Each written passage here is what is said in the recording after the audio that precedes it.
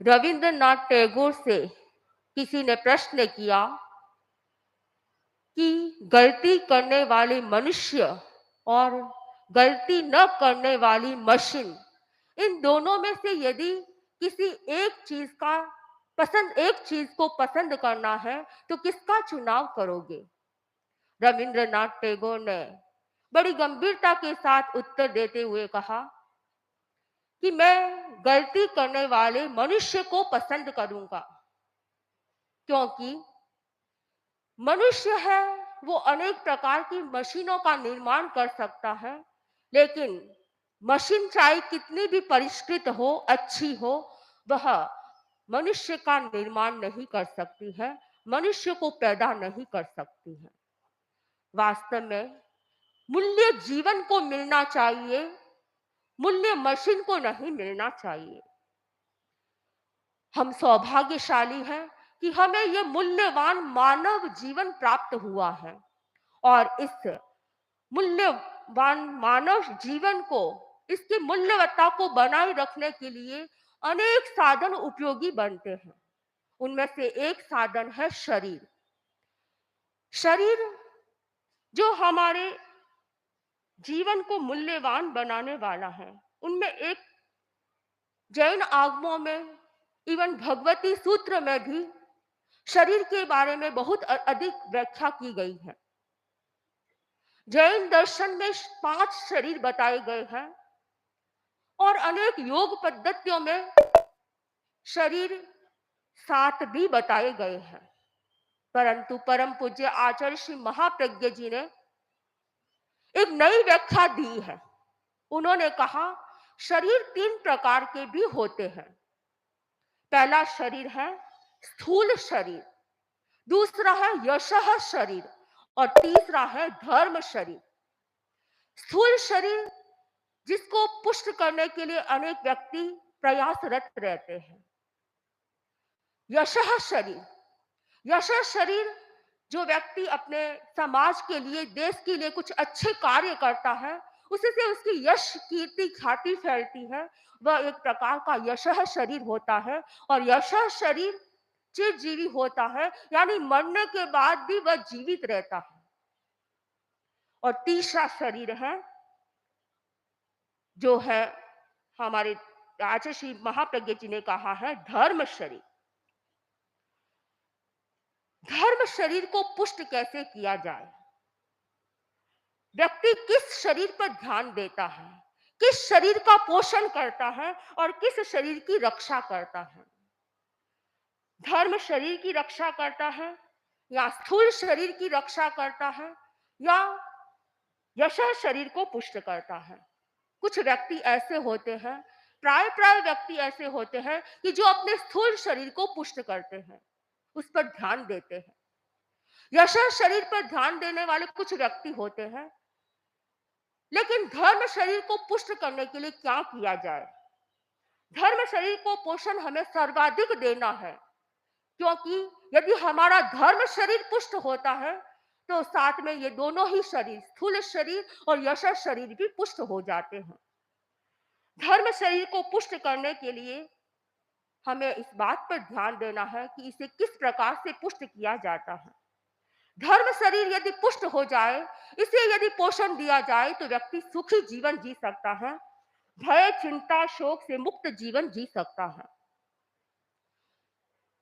स्थूल शरीर का निर्माण सप्त धातुओं से होता है, जैसे रक्त मांस मज्जा हड्डी आदि से स्थूल शरीर औदारिक शरीर का निर्माण होता है। वैसे ही इस धर्म शरीर का निर्माण क्षमा, मृदुता, आर्जव, मार्दव, लाघव, संतोष, मैत्री, अभय आदि गुणों से होता है, आदि धातुओं से होता है। दुनिया में 3 प्रकार के व्यक्ति होते हैं। कुछ व्यक्ति होते हैं जो आनंद का जीवन जीते हैं। कुछ ऐसे व्यक्ति भी होते हैं जो अस्त व्यस्तता आपाधापी का जीवन जीते हैं। तो कुछ व्यक्ति ऐसे होते हैं जो इस धरती पर रहते हुए भी नरक तुल्य जीवन जीते हैं, रोते रोते जीवन जीते हैं। प्रश्न हो सकता है कि उनकी ये दयनीय स्थिति कैसे बनी? इस प्रकार की स्थिति बनने का कारण क्या है? उनकी ही नादानी या अज्ञानतावश उनकी यह ऐसी स्थिति बनती है। और कहा जा सकता है इसका उत्तरदायी कौन है? वह व्यक्ति स्वयं ही उस दुख का उत्तरदायी होता है। व्यक्ति अपने कर्मों के कारण, अपने ही क्रियाकलापों के कारण व्यक्ति दुखी बनता है। जो व्यक्ति धर्म शरीर के बारे में नहीं जानता है, वो उस व्यक्ति की हालत ऐसी ही होती है। वह धरती पर भी नरक तुल्य जीवन जीता है। हम धर्म शरीर को पोषण दें। धर्म शरीर को पुष्ट बनाने के लिए हमें सबसे पहले अपने कषायों पर ध्यान देना होगा। यदि हम अपने धर्म शरीर को पुष्ट करना चाहते हैं, तो हमें उपशम की साधना करनी होगी। हमें अपने कषायों पर नियंत्रण करना होगा। क्रोध, मान, माया, लोभ, ये ऐसे कषाय हैं जो हमेशा उत्तेजित होना चाहते हैं, और उसे नियंत्रित करने के लिए हमें इस बात पर ध्यान देना है कि क्रोध व्यक्ति का स्वभाव नहीं है, वह विभाग है। इससे हमें बचना है, क्योंकि क्रोध व्यक्ति को दुराचरण की ओर ले जाता है, पाप का आचरण करवाता है, दुष्प्रवृत्ति करवाता है। इसलिए हमें इन कषायों से बचने का प्रयास करना है। क्रोध की 3 अवस्थाएं होती हैं। सबसे पहली अवस्था है मंद अवस्था, दूसरी मध्य अवस्था और तीसरी तीव्र अवस्था। मंद और मध्य अवस्था फिर भी किसी कारण से वह चल सकती है। कहीं अनुशासन करना है, माँ पिता अपने बच्चों पर अनुशासन करना चाहते हैं, तो कभी कभी क्रोध भी करना पड़ सकता है। परंतु तीव्र कषाय से, तीव्र क्रोध से बचने का हमें प्रयास करना है, क्योंकि तीव्र कषाय जहाँ होता है, तीव्र क्रोध की स्थिति जहाँ बनती है, वहां पर धर्म शरीर क्षीण हो जाता है, धर्म शरीर कमजोर बन जाता है। इसलिए हमें धर्म शरीर को यदि पुष्ट बनाना है, तो अपने कषायों पर नियंत्रण करना होगा। क्रोध की अवस्था में, तीव्र क्रोध की अवस्था में व्यक्ति की विवेक चेतना गायब हो जाती है। उसे करणीय और अकरणीय का भान नहीं रहता है। इसलिए हमें क्रोध पर नियंत्रण करना जरूरी है। और क्योंकि क्रोध की अवस्था में व्यक्ति ज्यादा अधिक मात्रा में क्रोध आता है, तो व्यक्ति क्या करता है उसे पता नहीं चलता है। एक पिता, अंगीठी, सर्दी का समय था, अंगीठी के पास थोड़ा गर्म ताप ले रहा था। उसकी 1 साल की बच्ची उधर बैठी हुई थी। वह भाई नोट गिन रहा था, उसमें से उसने एक नोट उठाया बच्ची ने और अंगीठी में डाल दिया। बच्ची नहीं जानती थी कि ये नोट है या कागज, उसके लिए तो कागज और नोट एक बराबर था। उस बाप को इतना भयंकर गुस्सा आया कि उस बच्ची को, जो 1 वर्ष की बच्ची थी, उसको अंगीठी में डाल दिया। गुस्से की अवस्था में व्यक्ति को कुछ पता नहीं चलता है। एक माँ बच्चे को, क्रोध आया उसे भयंकर, और क्रोध में आकर उस बच्चे को दूध पिलाने लगी, स्तनपान करवाने लगी, और वह बच्चा थोड़ी समय में ही खत्म हो गया। वो क्रोध उसके शरीर में जाकर जहर का काम, वो दूध भी जहर बन गया और जहर का काम कर गया।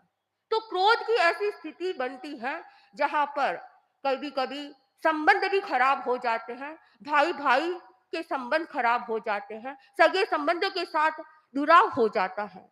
तो इस क्रोध की अवस्था से हमें बचना है। मान की अवस्था से भी बचना है। अहंकार में भी व्यक्ति कुछ ऐसे गलत कार्य कर लेता है कि उसे उस समय ये कुछ पता नहीं चलता है कि मैं क्या कर रहा हूँ। अहंकार में व्यक्ति इतना ज्यादा उत्तेजित हो जाता है कि वह इतनी प्रतिक्रिया करने लग जाता है कि उसे कुछ पता नहीं चलता है। तो अहंकार से व्यक्ति को बचना है। माया से भी व्यक्ति को बचने का प्रयास करना चाहिए, क्योंकि तीव्र माया भी व्यक्ति के धर्म शरीर को पुष्ट होने नहीं देती है, धर्म शरीर को कमजोर बना देती है। तीव्र माया में व्यक्ति छल कपट करता है, दूसरों के साथ दूसरों को छलने का प्रयास करता है। वह व्यक्ति अपने आप को धोखा देता है। वास्तव में वह दूसरों को धोखा देने का प्रयास करता है, इसका मतलब वो अपनी आत्मा को धोखा दे रहा है। और चौथी बात है लोभ। जब तीव्र लोभ की स्थिति बनती है, व्यक्ति अधिक से अधिक धन संग्रह करना चाहता है, उसके भीतर में परिग्रह की संख्या बहुत तीव्र बन जाती है और वह उसके लिए कुछ भी करने के लिए तैयार हो जाता है। आज हम देखते हैं परिवारों में ऐसी स्थितियां बनती हैं। लोभ के कारण भाई भाई के संबंध बिगड़ते जा रहे हैं। यानी लालच आ जाता है कि ये जमीन जायदाद सारा मेरे वश में हो जाए, मेरे अंदर में हो जाए। लेकिन बंधुओं, ये ध्यान रखना कि ये जमीन जायदाद संपत्ति सब कुछ यही रह जाएगा, जाएंगे तब ये खाली हाथ आए हैं और खाली हाथ जाएंगे। इसलिए हमें इन कषायों पर ध्यान देना है और इन कषायों को क्षय करने का प्रयास करना है।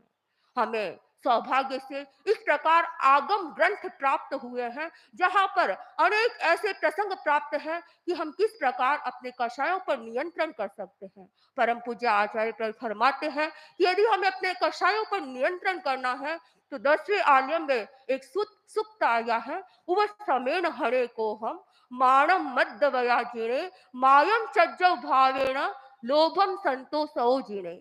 इस सूत्र की अगर हम माला फेरे, इसकी अनुप्रेक्षा करें, तो हम निश्चित तौर पर अपने कषायों को उपशमन कर सकते हैं। और जब हमारी कषाय उपशमन होते हैं तो हमारा धर्म शरीर पुष्ट बन सकता है।